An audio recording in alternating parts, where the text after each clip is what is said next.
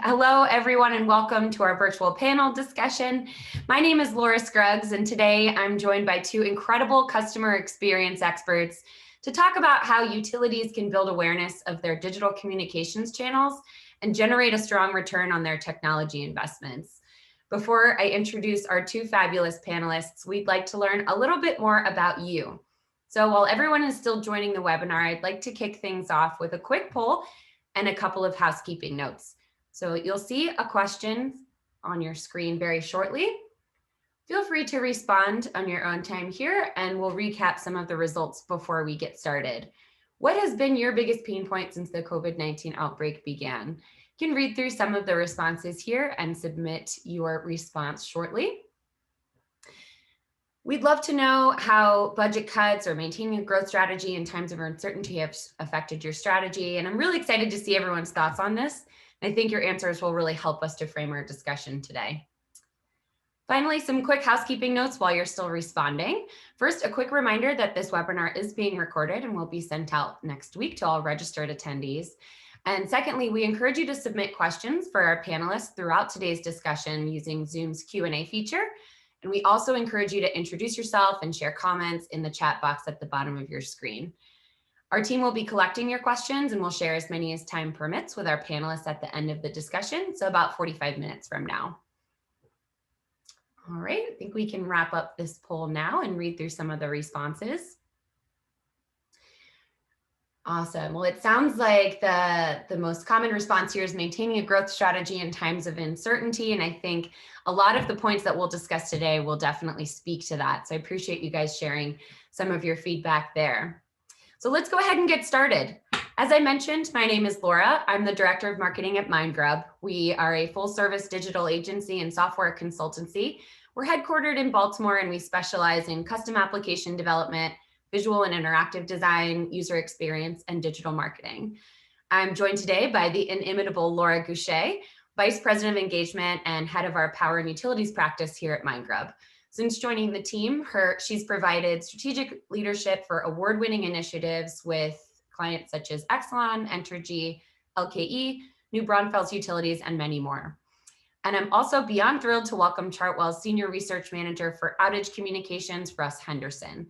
His insights have proven absolutely vital in developing best practices, proven to help utilities become and remain leaders in communicating with customers before, during, and after power outages. So welcome to both of you. I'd like to set the stage of our discussion today with some data, Russ. So based on your latest research, can you tell us what some of the trends in utility customer communications preferences are, and how should that inform our approach to digital transformation? I'll turn it over to you to dive a little deeper. Absolutely. First off, I want to thank you great folks at Mindgrub for having me here today. I think you guys have been around for nearly 20 years and you've been doing amazing, innovative, exciting things using augmented reality applications for healthcare and public safety and custom apps for, I think, everybody from Yamaha to Under Armour. It's very exciting to have an innovative player like Mindgrub in the utility space. And it's clear that, like Chartwell, everything that you guys do is built on strong relationships with your customers. So for myself and the whole Chartwell team, thank you for having me here today. In my role, I've been following and doing research primarily in outage communications, but also in customer experience for a long time, about a decade now. It's been fascinating to see how things have changed. There's been a paradigm shift from seeing customers as ratepayers to seeing customers as customers. Utilities used to rely on the media to tell their story. Now they own their own printing press, so to speak. They own their own channels. And they have to adapt now to the expectations that are created by other industries. And they're really doing that. And no utility can do that alone. It requires partnership with players like you guys. So some of the things that I think are important, you certainly need lots of tools in your toolbox, right? Agent 511, Mindgrub, Message Broadcast, Kubra, and others provide those tools, as well as those who provide kind of a 360-degree view of the customer, SAP, Oracle, and so forth. Successful utilities are building their own custom ecosystems of solutions with the help and collaboration of partners like you guys. And it's clear that customers want to be digital. COVID has accelerated that. And it's important to keep COVID showed that it's very important to keep your finger on the pulse of your customers at all times with surveys. Post-event surveys, we've seen a huge proliferation of post-event surveys. And through those constant VOC surveys, utilities have seen that customer expectations about outage experience have changed over time. During the pandemic, since the onset of the pandemic, residential customers have become way more sensitive to outages. Since even a power interruption of just a few seconds can disrupt work from home activities, at home schooling, and more, they're very, very sensitive to those. They're less tolerant of estimated time of restoration changes. They have tighter estimated time of restoration expectations. And satisfaction with planned outages. Planned outages has really just kind of taken a nosedive for a lot of utilities because people are not as tolerant as they used to be of those. And responsive utilities like SCE, for example, they're doing fewer planned outages and putting more crews on them so they can resolve those more quickly. So that's just an example of how utilities are trying to be more customer centric and bringing together both the operations and customer sides. So stayed on that slide long enough. Let me move on to this one. So utilities are placing way more emphasis on optimizing the mobile experience now. In our annual Outage Communications benchmark survey to the utility industry, we ask every year about these technology trends. That N of 52 there, that's 52 very large utilities that serve the majority of the customers in the US and Canada. The top tech trends over the next 5 years is what we ask year after year. In the past, better OMS models topped the list, but this year at the top we have text-based and app-based customer service. These are at the very top. They're clearly top of mind for utilities. And so while utilities have been moving in this direction for some time, for example, about 80% offer push alerts through one channel or another. 60% have a mobile app. As we will see in the data, customers still predominantly use legacy channels like IVR and CSR, though these other channels are moving up. So this shows that our survey takers, folks in the utility industry, feel that the transition is only going to accelerate in the coming years toward being mobile centric. And as I mentioned, about 60% of the 150 largest utilities in the US and Canada offer a mobile app. The average app ratings in the app stores for utilities are a little bit lower than those of comparable industries such as insurance and banking, cable companies, and so forth. But they're getting better. They're climbing up. A lot of utilities are upgrading and improving their apps. Or some really great recent examples. Of course, one was a partnership between Entergy and Mindgrub. It's a really great example of vastly improving your app. I'm sure we'll be talking more about that later on. The outage-related information offered on the apps has increased over the years, as you can see here. There are a lot of new features that aren't really accounted for in this data. And it's really hard to account for them in data because a lot of these are one-offs. They're custom. A lot of utilities are doing these custom kind of apps. And we'll be talking more about, I think, customizing your app. But really good innovative features out there, such as integrating a meter ping into the outage reporting process.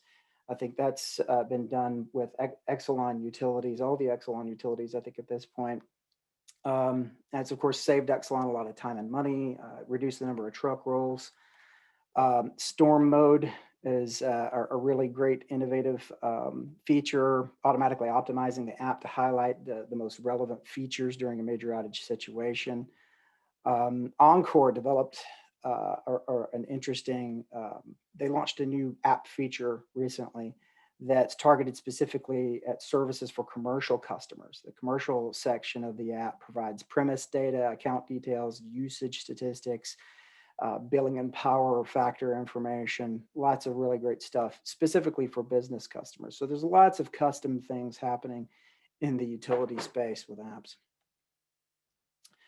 And we can see the motivations for this mobile first approach that we've been talking about here in our customer data. Text, this is preference for outage communications through these channels. Text and email are at the top, as you can see here. Well, for most customer service problems with their utility customers want to talk to a CSR, they want to send an email, or they want to see a message with the bill. For outages, they want push alerts, and a lot of them want want to use the app for their bill. In this question, we asked survey takers to select to select just 5 channels through which they'd like to receive outage information. So each of these percentages you see here is the percentage of customers who selected that channel among their top 5. So you can see here, you kind of have a few different tiers of channels. The top 2 are, you got text and email, right? And then next tier is going to be led by voice and mobile apps. Mobile apps is number 4 there. That's significant. It's number 4 among the top 5, right? So when I first started tracking this data back in 2012, 2011, actually CSR was number 1. And in fact, some people suggested that we remove CSR from the data entirely because they assumed that everybody, of course, would always rather talk to a customer service agent. So how things have changed, right? So now let's look at usage of channels for outage communications. In our consumer survey, we asked which channels customers had used outage communications channels recently. And the plurality of customers still tend to use legacy systems, as you can see, such as IVR and CSR. It's interesting that that text is they're almost on par with those legacy channels now. That wasn't the case not so long ago. Then we have email, outage map, and mobile app. So the percentage of customers who actually use these channels seems pretty low, right? But it's not that many people that actually call in and actually get outage information. And it's also important to remember that say 17% of customers for a utility with 3 million customers, that's 500,000 customers, right? So that's a lot of people who, if they have a bad experience, can impact your CSAT as well as your app scores, for example. So we're dealing with a large numbers of people when it comes to utilities. So here we see the impact on satisfaction of using those various channels. This information brings together data from 2 different questions. In one question, we asked the respondent to rate their overall satisfaction with the utility on a scale of 1 to 5, the Amazon 5-star scale. And then we put that together with the data that was just in the last slide on channel use. Now, the numbers here show the impact on satisfaction of using each of these channels. So it's the percentage higher than average satisfaction that customer has after using these channels. And it's very interesting that using mobile app or text message for outage communications had the highest impact on customer satisfaction.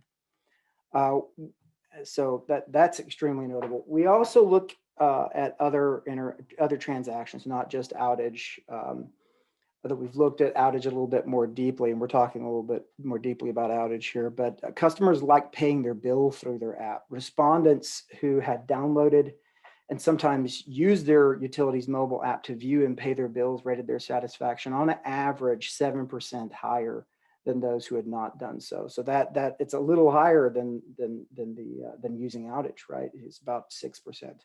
So 7% impact of using the app to pay the bill.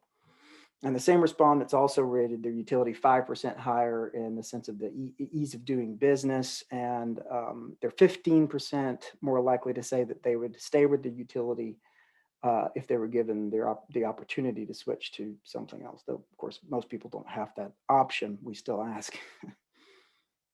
We try to be thorough. So we know that mobile apps may not be the most preferred channel, but they're pretty high there, and they're getting higher. Customers who have actually used their utilities mobile app tend to be more satisfied. So now let's look at what customers want from their mobile app in terms of notifications. Among the possible app alerts that you might get, outage alerts are the most desired, followed by high bill and bill is due alerts. And I think, yeah, a number of utilities are actually offering notifications, those kinds of push notifications through their app. And I think Entergy in the current iteration of the app is it pushes a text, but soon there'll be an actual notification going out from that. So I think a lot of utilities are moving in that direction. So, and now for the kind of the kicker, right? A lot of people are surprised by this data, but we've gotten about the same numbers for a number of years here. So I assure you, these numbers are pretty stable. This is from our consumer survey. We're seeking awareness of utilities customer-facing offerings. And the awareness of these offerings is relatively low in comparison to the percentage of utilities that are actually offering them. So for example, while about, as I said, 60% of utilities now have an app, just 34% are even aware that the utility offers an app, and less than 20% say that they've used it. Apps are not alone. E-bill at the top, pretty much everybody has an e-bill. Right? That's 100% of utilities, just about. I mean, my utility where I am actually doesn't have e-bill. They just do printed bills. It's like 1985 here. But most utilities are offering e-bill, and only 54% of customers are aware of that fact. And we've got similar case with all these others. With push alerts, for example, like 90% of utilities are offering push alerts to one way or another. And awareness is about the same as with mobile apps, which are only at 60%. So there's a lot of work to be done when it comes to kind of raising awareness and increasing people's downloads and just making more people aware that your app is one of those options out there, and a good option. So with that, I think I'm going to hand it back to Laura Scruggs for the next segment of the webinar. Awesome. Thank you, Russ. And through that data, we can see that the satisfaction levels for digital and self-service channels like mobile applications are high, and they're rising over time. So it's surprising, to say the least, that a significant percentage of customers are still opting for low tech or high friction communications channels when higher tech, more convenient options are available to them. So to recall a pretty noteworthy finding from your research, Russ, less than 40% of utility customers whose utilities have an app know that they exist. So when should a utility team, Laura, start thinking about marketing and communications for their mobile applications, or about any digital or self-service channel? Thanks, Laura. Creating an effective marketing and communications plan should be part of the planning process, as well as a core part of the ongoing digital development approach. I have three primary recommendations around timing and considerations when you're approaching this. First, the marketing and strategy team should be part of your mobile application planning process from day one, before any project kicks off. We recommend that this team should be a direct part of discovery. This ensures that an effective communications plan is put into place early, enforcing adequate resourcing and funding allocations. In addition, this team also plays a critical role in influencing requirements gathering itself. As Russ noted, the best applications offer custom features that are really made to support the customer needs of your specific utility. And that will vary across different groups. And so if this team is present at the very beginning, they can help in the prioritization of features and really finding that value add feature that customers will really love. In addition, this team is essential in representing important communication strategies within the app itself, such as the content in your app, which is oftentimes a forgotten part of a mobile application build. Second, there is a natural tendency to plan for a big initial campaign release right when your mobile app is placed into the stores. However, while this is certainly important, ongoing communications are equally, if not more critical. in order to hit your goals around customer acquisition and retention. According to general industry insights, about 6 to 8 ongoing touch points are needed to convert someone to take any action, whether that's purchasing a product or downloading a mobile app. And if all of your promotions occur at once, so say you have an email, a bill insert, a commercial, etc., you may have an oversaturation and potentially not reach your full target audience. You've also spent all of your funding in one place. So therefore, by spreading it out, you're able to potentially reach customers at different touch points that may lead to that ultimate conversion. Any new or updated mobile app experience needs to be promoted in a variety of channels, both digital as well as traditional, and become a core part of your self-service channel offerings, similar to how you promote your My Account or any web service offerings that you provide. One technique that we have found to be highly effective is situational promotion. And we've talked a lot about Outage, so this ties in nicely. As an example, we highly recommend promoting mobile applications in pre-storm situations. One great strategy we've seen from some of our utility partners, such as Exelon, is doing paid media pre-storm on major news websites and networks, such as weather.com, and running local commercials. This, of course, is in addition to promotion across communication channels, such as the utilities' social media accounts, recorded IVR responses, and emails. Additionally, according to our analytics, storm events are oftentimes the largest driver of mobile app downloads, and this strategic advertisement ensures high download rates and, most importantly, use of this channel during those events, as opposed to higher cost, potentially higher frustration traditional channels such as call center.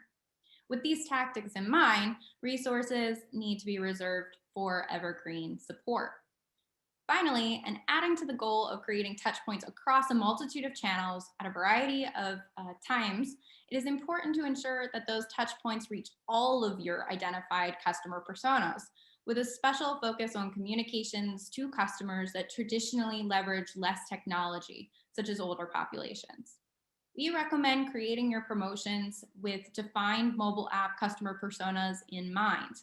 If you don't have them, we strongly recommend that you create them. Generally, these are about 4 to 5 personas that really describe different customers and their needs out of the mobile app and how you can reach those needs through communications and features.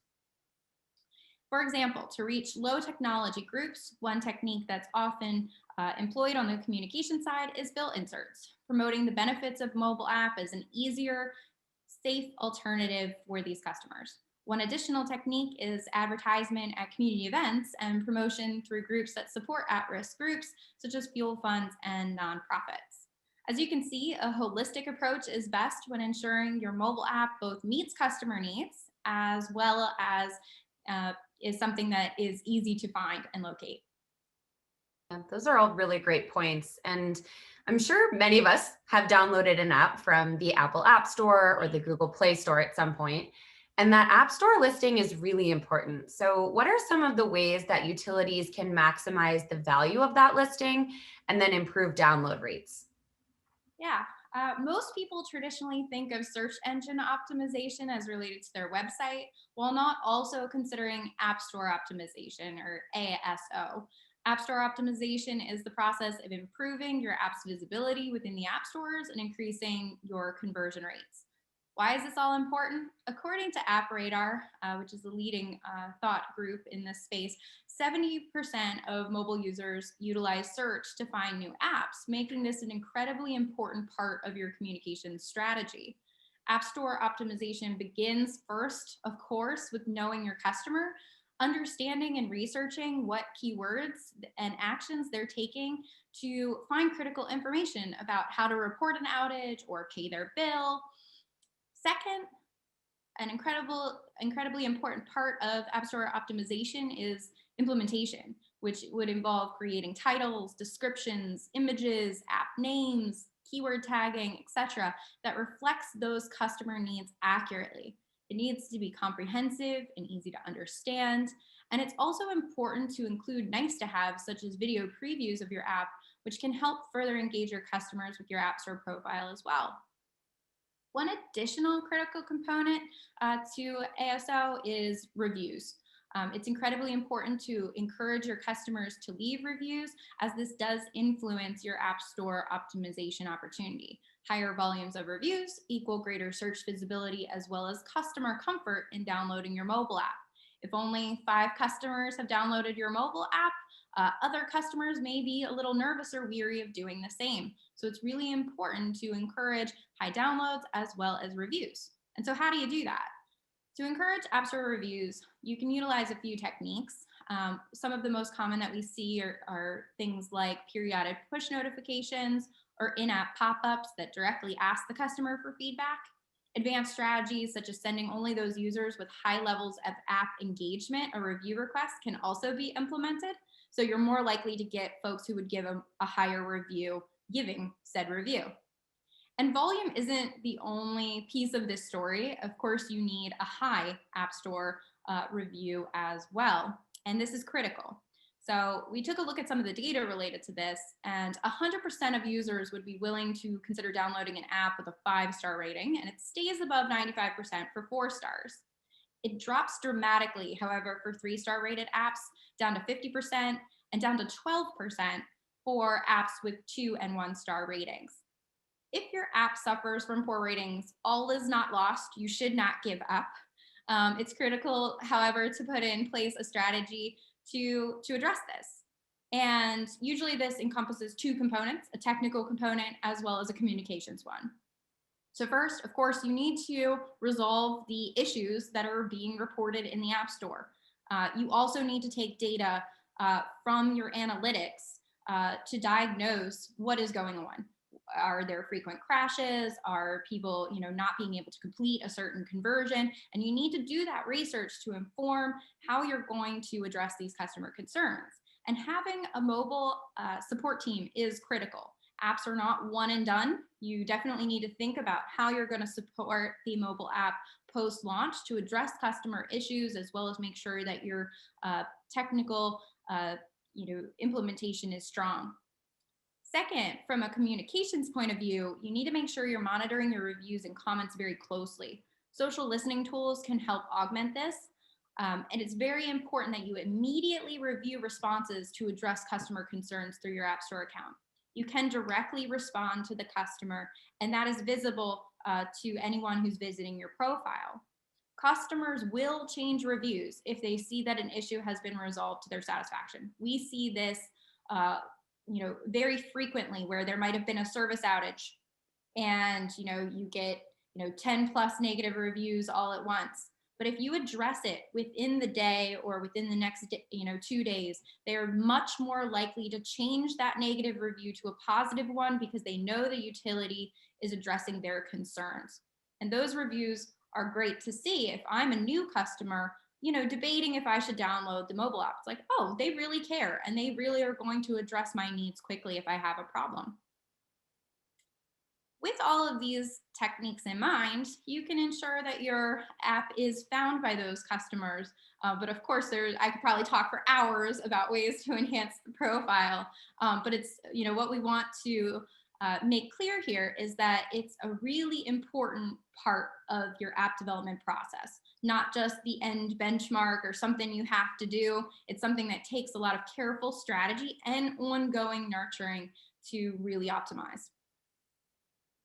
That's a great point. And so once we've done that, we've optimized the profile, and we've touched some of the other channels to generate downloads of our app. What's the connection then between app use and then satisfaction?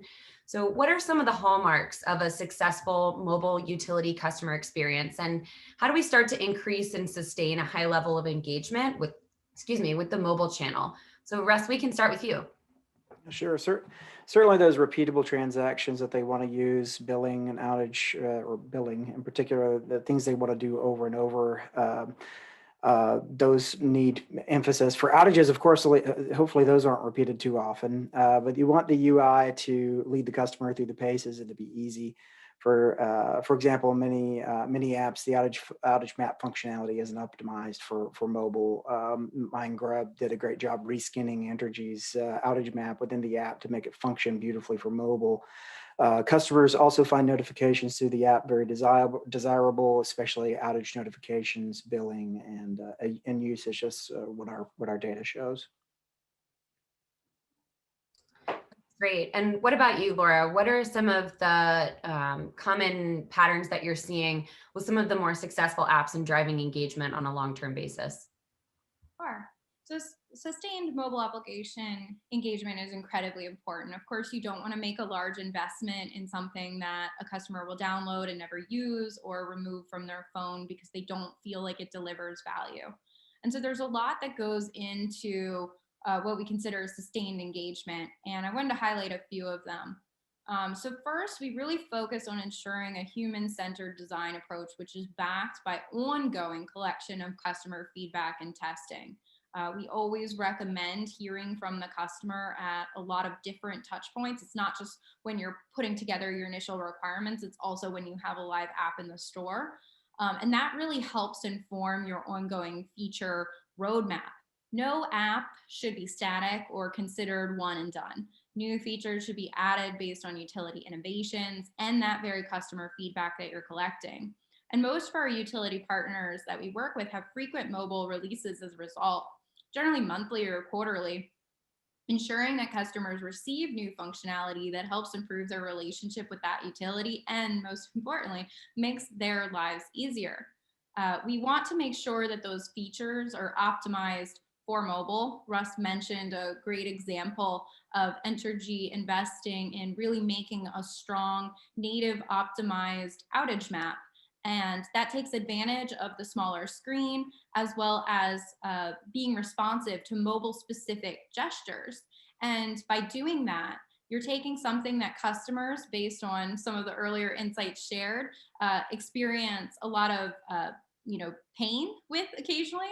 Outage Map actually had a negative customer impact score, which was surprising because utilities invest a lot of money in making those outage maps accurate and easy to use. But one technique is really optimizing for mobile, and we've seen a lot of good returns on that when utilities have done so. We also want to make sure that those features are really taking advantage of the mobile device.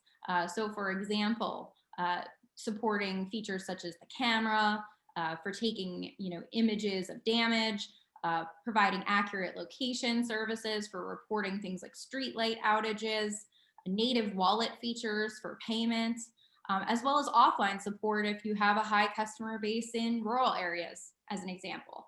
So you really want to focus on creating value beyond what the customer can get through their responsive website. We oftentimes hear, why do we need a mobile app if we have a responsive website? And when we really dive into the story of the additional value, it comes down to what that device can do beyond what a responsive website can do. And a great example that I love to highlight related to this is really that customization and personalization factor. It can be so much stronger on mobile app just because of features like push notifications. Specifically related to outage, I've gone through outages within my own experience, and I really appreciate, for example, I'm in the BGE service territory, that I receive multiple notifications. One, when the outage occurs. Two, when an estimated restoration time is provided. Three, when those crews are on the way. Four, when service is restored. This is incredibly convenient to know this information directly from the utility in a real-time fashion. I don't have to call to report an outage. I don't need to call to see when I might get power back. Do I need to take my food out of my refrigerator? Do I need to set up the generator? None of this is required because I'm getting that information directly from the utility, which is really amazing. And then finally, you really want to develop those customer features that keep folks engaged. So as we mentioned, hopefully outage events are not common. In addition, generally when we look at app analytics, we see that customers will usually have around 1 to 2 engagements with the app per month, generally around paying their bill. This is expected and not inherently problematic. Of course, you want your customers to pay their bill, and you don't really want them logging into the app to report outages or look at the outage map frequently. However, we don't need to stop there. We can aim higher. in terms of encouraging ongoing customer engagement with your mobile app. So for example, BGE has done a great job for a recent pilot to add gamification to their mobile app. And this pilot focuses on engaging customers with regular insights on their usage information and providing strategic insights and tasks to increase their energy efficiency. Of course, there is the goal of reducing the customer's energy usage, which of course can result in cost savings, as well as ensuring that the utility can hit some of their goals related to reduction. And from the preliminary analytics we have seen from this pilot, this has resulted in higher volume of monthly engagements with the app. Usage is oftentimes an area within your mobile app that can be a great source of opportunity, or could be something that folks never really look at. And the more you connect it in the customer's ecosystem, the better it can be. So we've seen some of the apps integrate, for example, with smart home devices, where you can see, appliance level energy usage and things like that. So really taking it to the next level is where you have a lot of opportunity to personalize the experience, and therefore encourage that the app becomes part of kind of the customer's daily living experience, rather than something they use once a month to pay their bill, or once a year related to an outage event. Those are all really great insights from both of you. And to wrap up the discussion portion of today's event, before we turn it over to some questions, we've spent a good amount of time today talking about how we can make the most of technologies that are already available to us, and already reasonably widely available to customers as well. So I'd like to ask both of you, what's next? What does the near future of utility customer engagement look like from an innovation and a technology perspective? Russ, we can go ahead and start with you. Okay. Yeah. My feeling is that data integration and vendor collaboration is and will be huge. With the kind of massive proliferation of channels, and the number of channels keeps proliferating, it's not going to stop anytime soon. It's more important than ever for utilities to ensure that they have an integrated hub of information, a single source of truth that can be shared across all those channels: voice, app alerts, text, IVR, Alexa, chat, Nextdoor, social media. You could go on and on and on. These channels are often each managed by a different player and a different vendor. And I think we're already seeing a lot of collaboration. I think we're going to see more collaboration between players, like we've seen between Mindgrub and Data Capable, Mindgrub and Agent 511. We'll also see, I think, a deeper entry of more CX analytics solutions to integrate the data from all these disparate channels for customer insights, as well as to ensure that the customer experience is consistent from channel to channel. So, I think more integrated solutions will emerge from that. So I think that's kind of the general idea where I think we're heading. Yeah, that integration is definitely an interesting trend that's on the horizon. Laura, I'm interested to hear your thoughts as well. Well, Russ stole a bit of my thunder Oh, and sorry. listed a lot of the things I wanted to talk about, which is great because we talk a lot on the different innovations that are happening in the industry. I really like the idea that you brought up, that it really requires collaboration across a variety of different vendors and departments within a utility. I think, about 5 or 6 years ago, a lot of utilities would have kind of a COTS or SaaS approach to mobile apps, where they would have kind of a vendor provide the mobile app, and it would kind of cover everything lightly. But what we've seen is when you try to extend upon that, it becomes very difficult. An example of this would be, having your app through your payment provider. So that's great for bill payment, but when you want to add all these additional features, it becomes very difficult.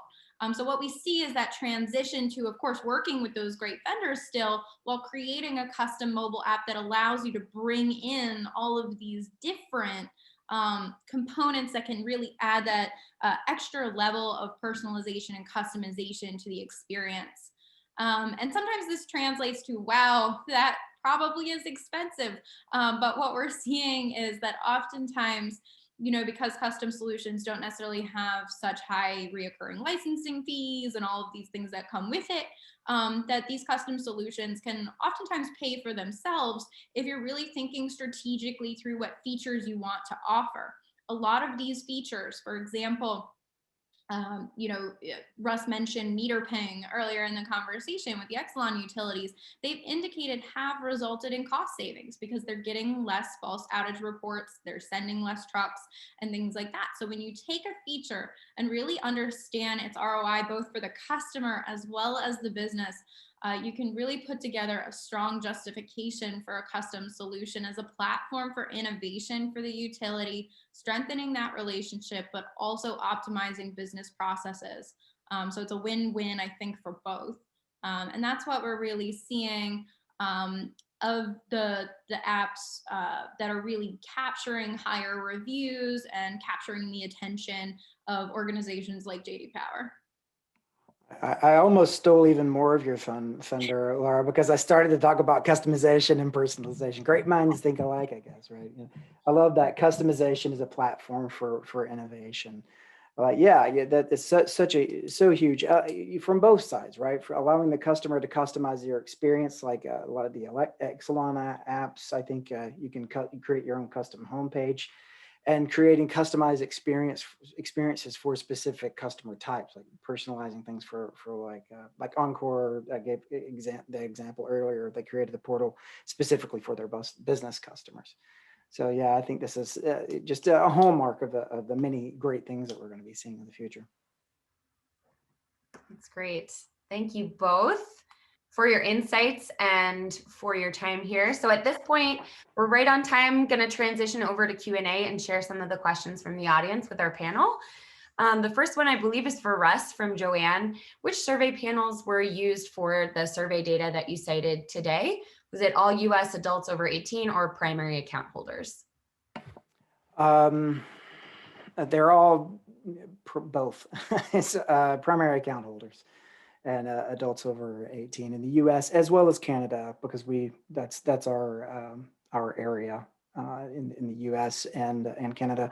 We have about 1,600 respondents to that, at least 300 from each U.S. Census region, as well as Canada. So we try to be thorough so that the results are applicable in everybody's area of the U.S. and Canada. Great, thank you. And we had another question about sharing some visual examples to support some of the content that Laura shared today. And that's a great question. Our team here will share some of the links to some of the case studies that Laura referenced here today in the chat, as well as in the Q&A box. So thank you very much for that question. We have another question coming in for Laura and Russ. We're wondering whether you think the relatively low technology utilization rate by utility customers is in part a function of not getting consistent and accurate information or not trusting it. As we've heard, some utilities are very good at providing clear, accurate information, others not so much. Thinking specifically of outage and restoration information a customer may get from one source that is not consistent with what they're seeing on an outage map or are told by a CSR. So I'll turn that over to either one of you. If I can answer from some of our consumer data, we do ask another question in there about whether you've experienced multiple outages. And we do find that people, as they experience more outages, their preferences change, and when it comes to the channels that they prefer, as well as the information that they prefer. At first, the ETR is by far the most important information. And as they experience more outages, the cause of the outage becomes more important, but also the channels that they prefer change.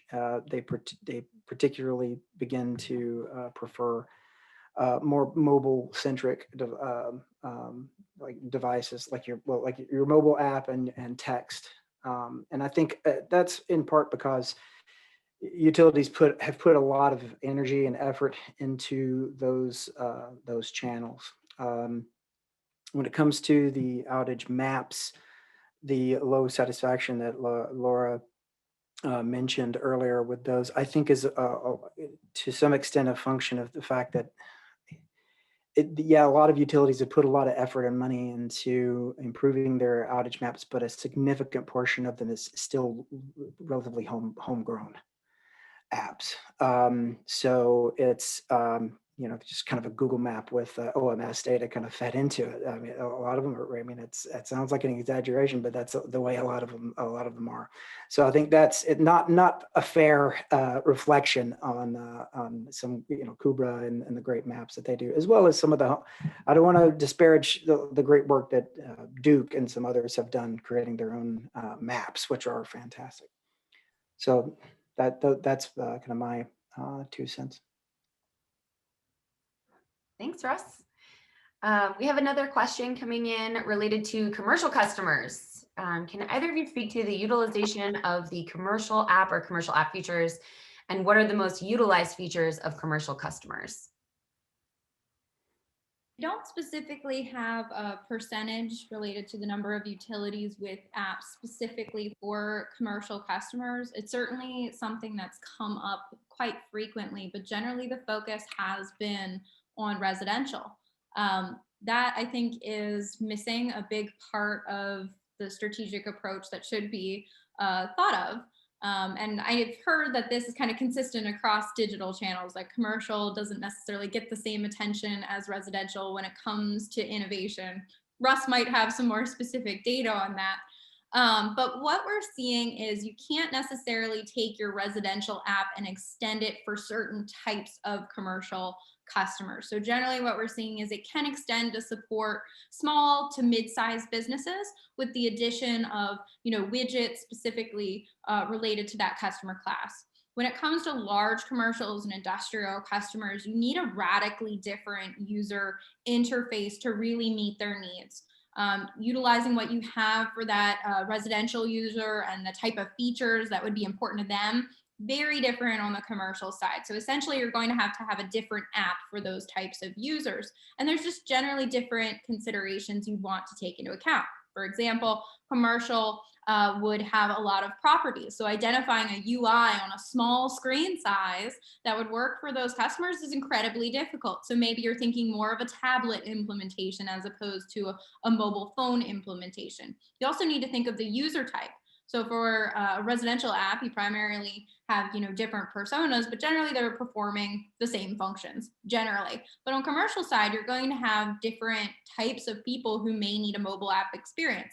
You might have a person who needs to see granular usage information about a specific property. You might need a person who needs to understand billing. You might have someone who wants to holistically understand their usage. So you really have to take completely different approach for your commercial customers. And I generally would say that what they've been expressing interest in is more around, of course, usage, getting things like high usage alerts so they can detect if there's any issues. So that proactive piece, also being able to capture kind of in-field reporting and metrics from service crews and things like that, and tie that in together. So you have kind of a two-way communication channel between your utility and the folks in that commercial organization. But certainly something, again, could be its own webinar to answer that question fully. Well, now we know definitely. what we're talking about next.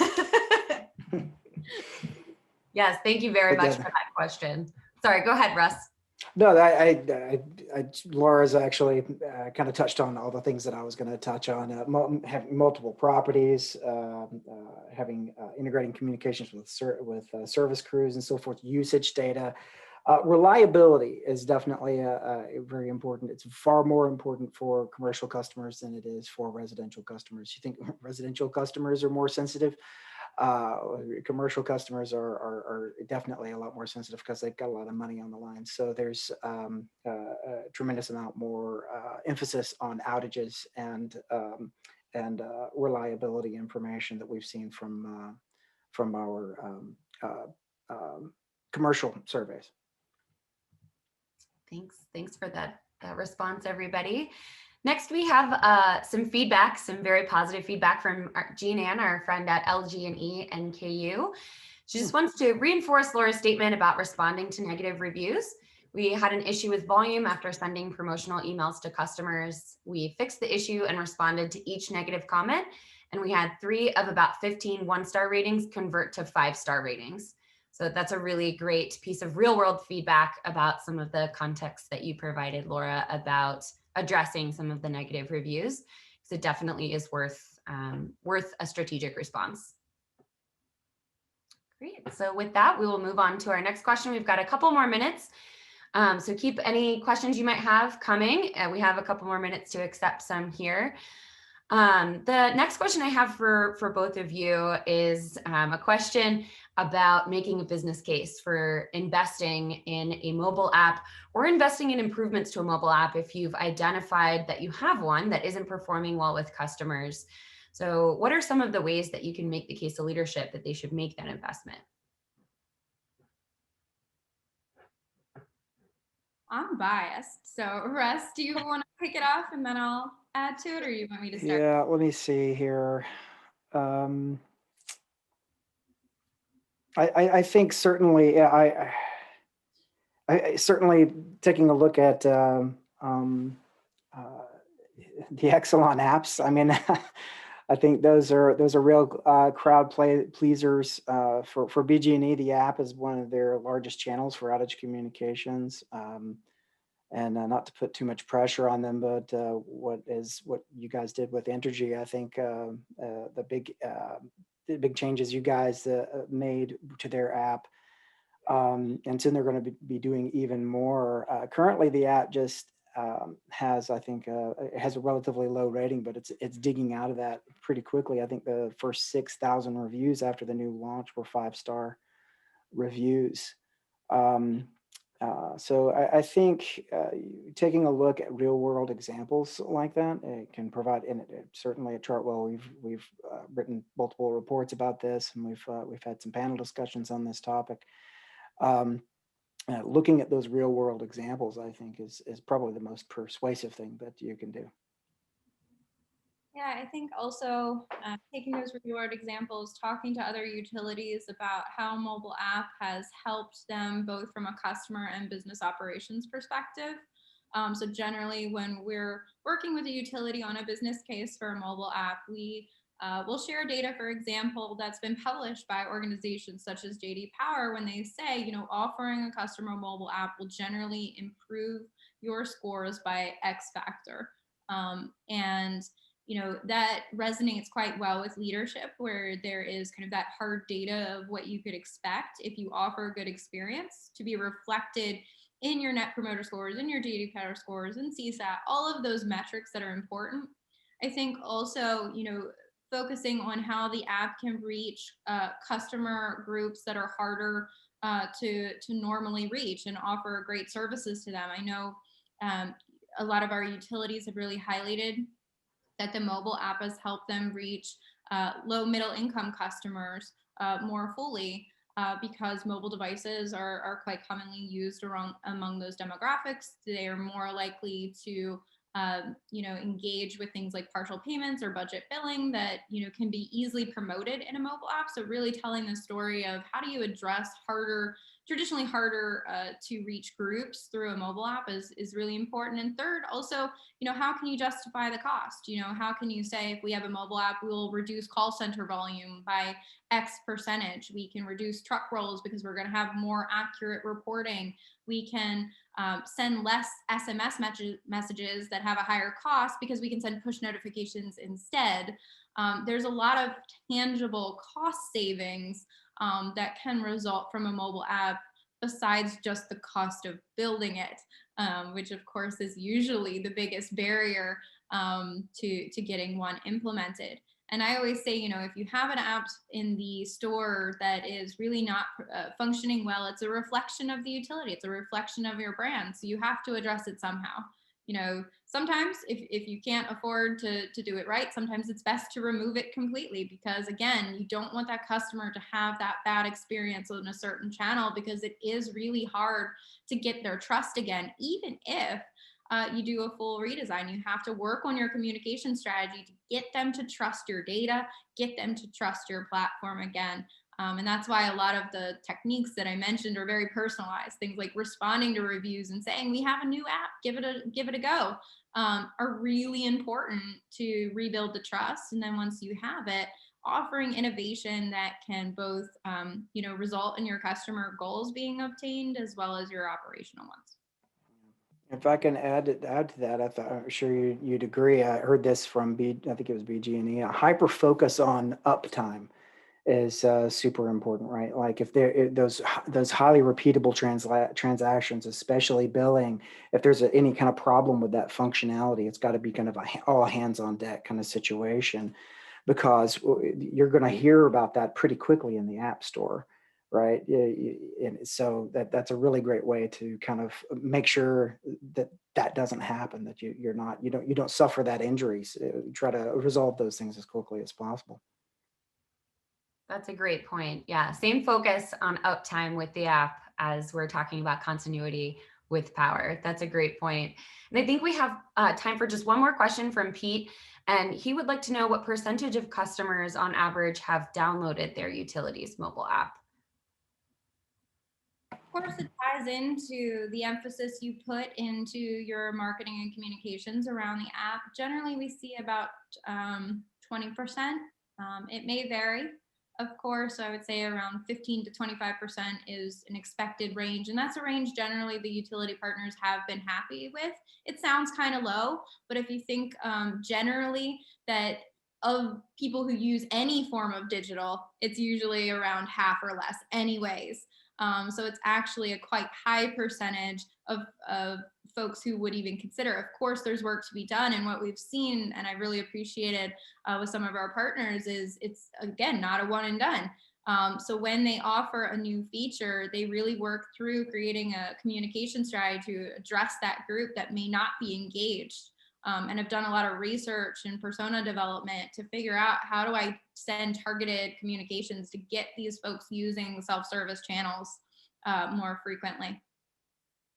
Yeah, and I'll second that. According to our data, it is about 20%. But in that, as Laura said, that seems low, but it's not at all.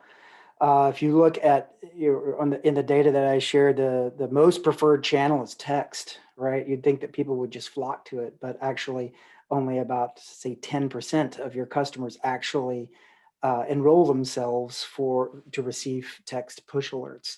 It's a very small percentage of customers that actually take the effort to do that. So which is what leads many utilities to take advantage of the FCC's decision back in 2016 regarding the TCPA and automatically enroll their customers so they can get higher percentages of their customers actually enrolled in text alerts. So yeah, that 20% is definitely not a bad number at all.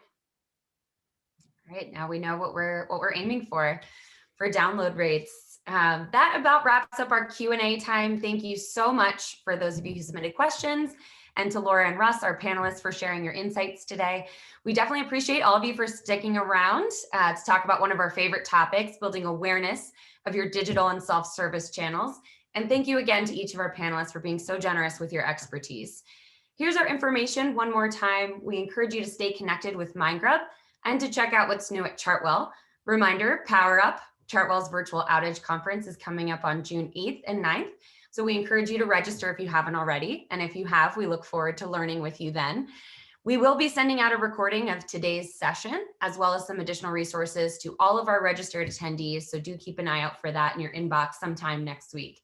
Thank you again to our panelists and to all of you for joining us today. And I hope you have a wonderful afternoon.